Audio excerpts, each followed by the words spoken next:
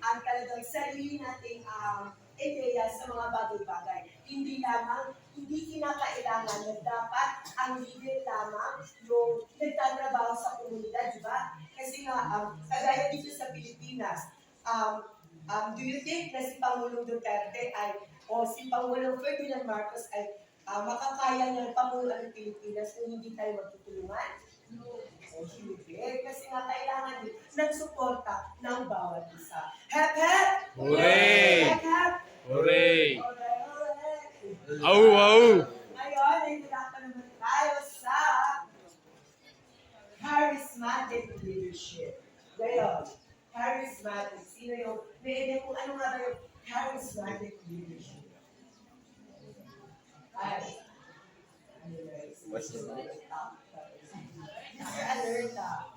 Wala? Nalises.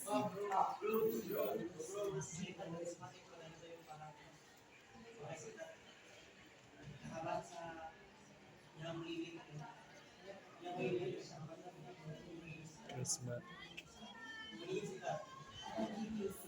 Maraming salamat.